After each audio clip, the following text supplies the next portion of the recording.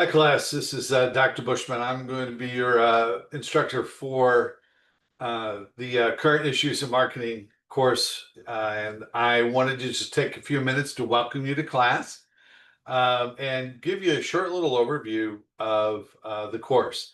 First, just like to introduce myself, tell you a little bit about myself, my career. I'm actually a MOBAP alumni, graduated in 1992.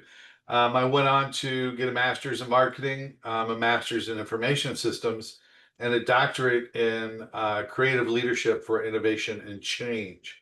And I went to work in corporate marketing and sales in 1998, 99.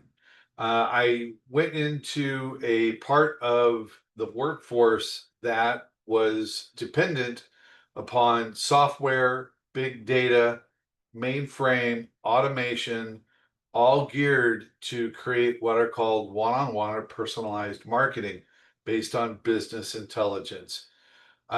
Today, that industry has morphed into what we now would call today neural marketing.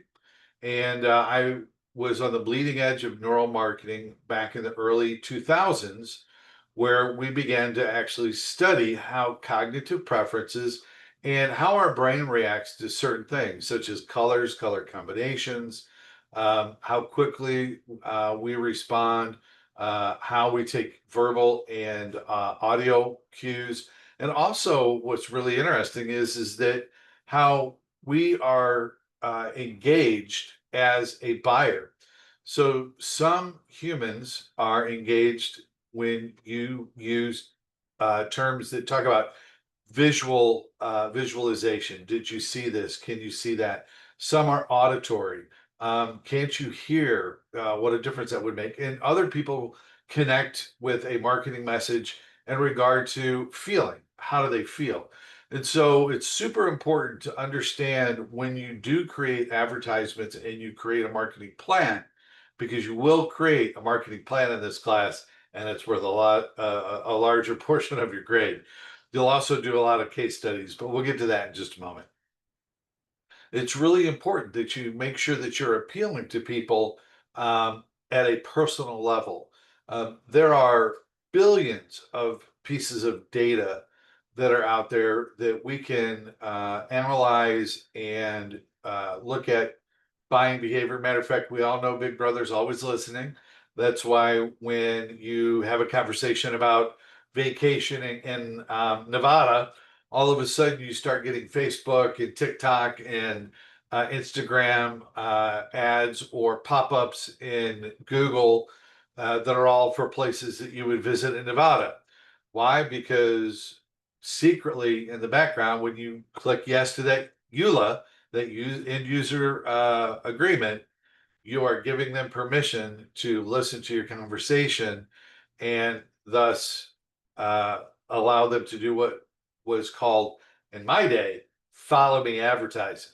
And so I also, as part of neural marketing, that was part of one of the things that we opened into the burgeoning market was what was called follow me marketing. And so when you would click on a certain link or advertisement or even verbally, we then would add that to a cookie, and that cookie would follow you. And based on the keywords in that cookie, then you would begin to get ads for things that we knew that you were interested in. Why? Because you were having a conversation about it, or tracking an email or whatnot. So hopefully we didn't get too much into your personal business, but just know that marketing is a profession that is very detailed. And if you don't do it ethically, it is something that would absolutely go against our Christian values.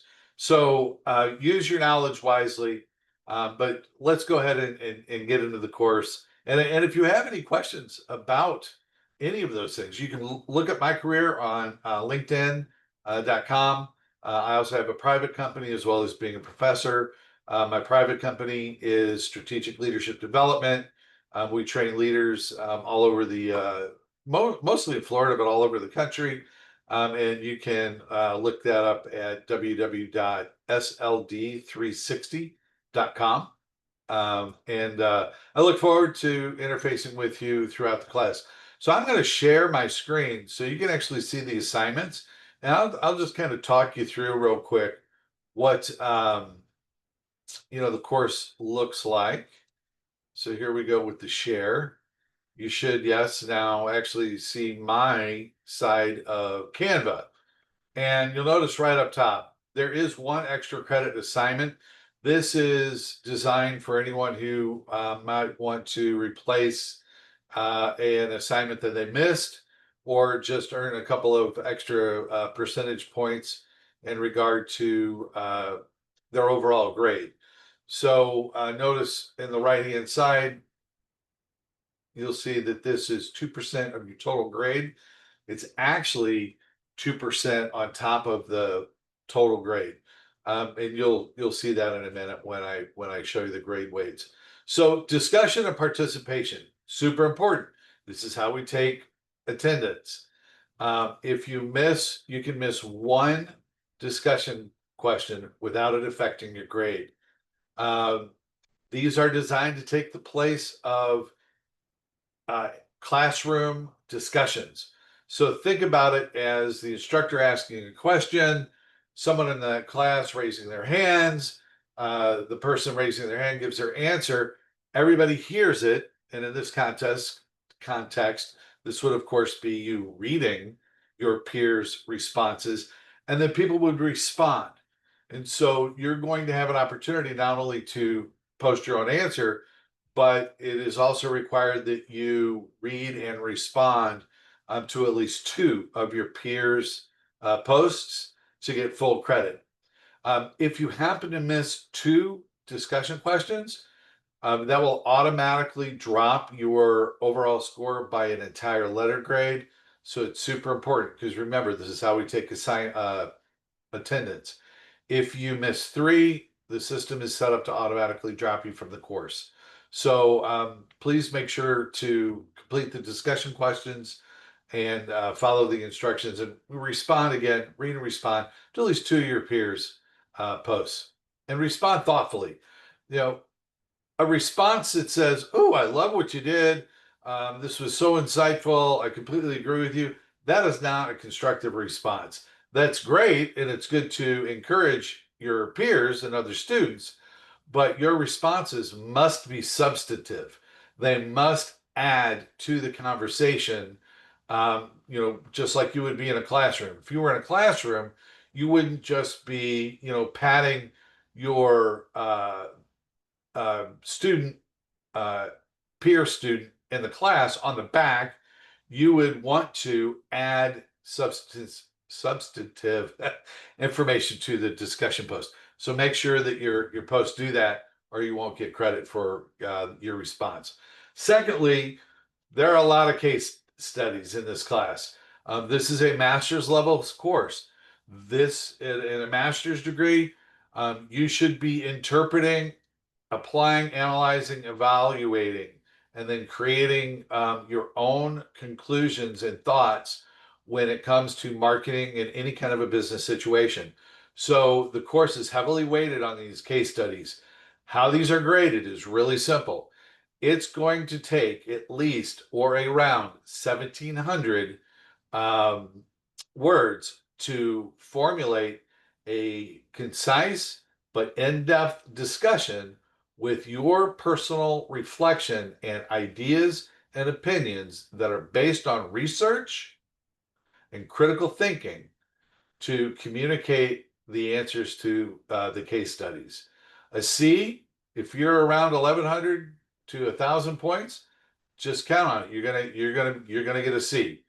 And B's are in between because remember, a C is an average work. Average work is what AI can produce. AI can produce facts. AI can produce figures, but that's only 1/3 of a good response. I'm sorry, or yeah, about a third. So 65% of your paper should be your personal thoughts based on the research that you do and the information that you've learned in the textbook, 65% of your paper should be your personal interpretation and application of the information. And AI cannot do that. So just be forewarned in regard to grading those textbooks, I am looking for your personal input. Um, and if the paper is more than 35% facts and just restating facts, restating figures, you're not going to score well because AI can do that. You can Google search and come up with facts and figures. Um, we want critical thinking and for your thoughts, your interpretation, and your ideas on the case studies. So just please keep that in mind. And it takes about 1,700-ish words to do that really well, which is where you'll find the sweet spot for an A. In addition, these count for a large percentage of your overall grade. There are two other parts to your course. The next one is actually your article reviews. There are only two article reviews, but I treat them much the same way as I do the case studies. So just keep that in mind. But finally, you'll also do an in-depth marketing plan. So in Module 4, you're going to propose a particular topic, a product that you want to actually launch and propose building a marketing plan for. At the end of the course, you're going to turn in a 3,000 to 4,000 word marketing plan. There is a template. The template is mandatory. You must use the template as the basis for your marketing plan. You can add to it. You should be adding graphs, charts, images, visual communication tools. The plan should just not be text. That would just be absolutely boring. And that is the last thing you want because as a marketer, it is going to be your job to communicate to the marketing team your plan in a persuasive way that you can get the vice president of marketing and the rest of the marketing team's buy-in for your plan. You want your boss and the marketing team to say, yes, this is a great idea. We love your plan. Um, and, you're also going to present this in a video presentation, which is part 2. So the plan itself, 3,000 to 4,000 words. And let me go back real quick so that we can look at the presentation. Since this is an online class, your presentation can be done using either the marketing tool Canva or the presentation tool PowerPoint.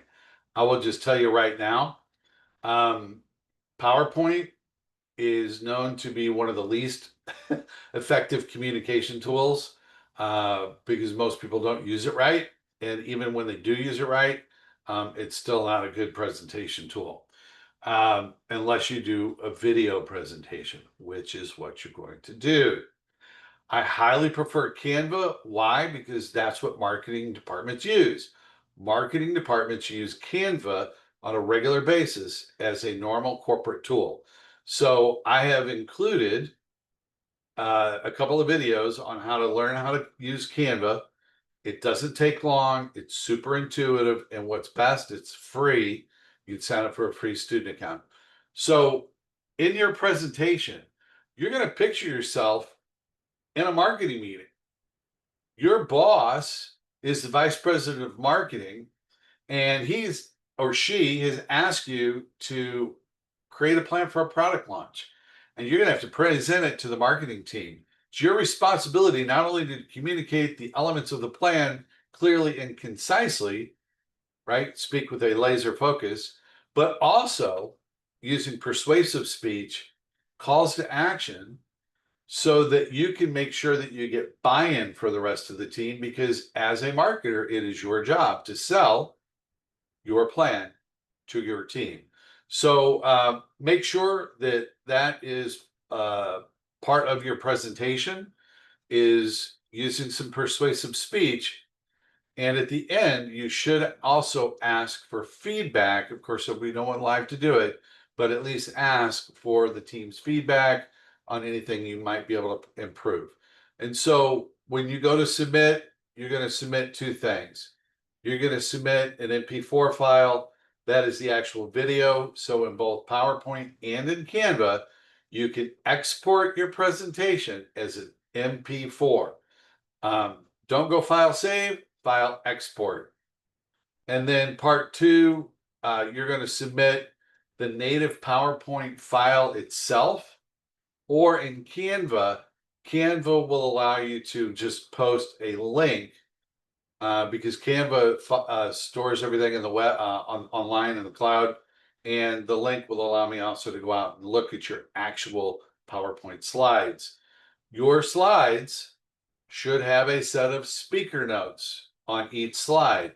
It is your speaker notes that you should be using when you are presenting your plan. Your plan, right, should be represented on each slide by no more than 3 to 5 bullet points. And I'll add a description to what you're seeing on the screen and what I expect from a professional presentation. In a professional presentation, and you might take some time to read Presenting Like Steve Jobs. It's a book by Carmen Gallo, and there should be no more than 3 to 5 bullet points. And a bullet point is not a paragraph. A bullet point is 5 to 7 words, as short as you can, to make a point. That point is something for you to talk to. You are the presenter, not the PowerPoint slide. And that is super duper important. Your dialogue goes in your speaker notes. That's why I want the native file. I want to see what your speaker notes look like. So on the slides, if you have a table, a chart, a graphic, those are great. You should have visual data communication tools because a picture does paint 1,000 words. You can have as many words and many bullet points as you want if you're putting a graphic or a table. But if it's just bullet points on the slide, no more than 5, preferably 3. And when you talk about what is a bullet point, no more than 5 to 7 words per bullet point. If you put a paragraph of text on the slide, that is completely unprofessional, and you will 100% lose points for visual design, creativity, and clarity. So again, I'll throw some notes up for you on this to help you remember some of that. But it's just super important to make sure that your presentation is professional. So I'm going to stop my share. Well, one thing I actually forgot, and I'm going to flip over real quick. You won't be able to see it, but I'm going to go to the syllabus because I want to show you real quick how your grades are going to be calculated. So give me 1 second and I will share out the syllabus now. There we go. All right, great. You should be seeing the syllabus. Here's our textbook. It's actually a really good textbook. 1 second. And here we go. So apparently, let me see if I can refresh this.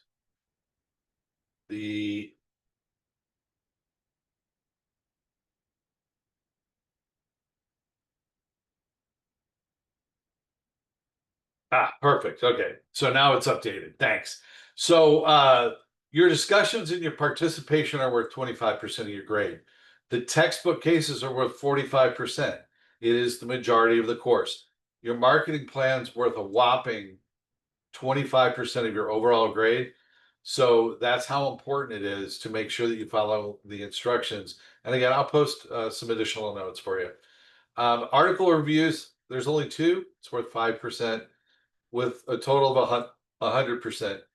And remember that extra credit or that assignment to make up for a missing one, that is worth 2% of your overall grade. So there's actually 102% available if you do the extra credit missing assignment uh, exercise. And again, remember, this is a graduate course, so 93 and above is an A, and you can, kind of follow the rest of the B, C's, and anything below a 75 is an F. A C is average work. A B is above average work, and an A is excellence. So thanks, everyone. I appreciate you listening. Can't wait to talk to you. If you have any questions, what it's like to be in neural marketing, or some of the cutting edge ideas. In my other courses, we use AI. If you are taking digital marketing or marketing analytics or the creativity or in leadership in advertising marketing, those are all courses that I wrote. We do use AI in those to create some marketing stuff. And so, like I said, if you have any questions about that, I'd be glad to answer those. And without that, welcome to class. Take care.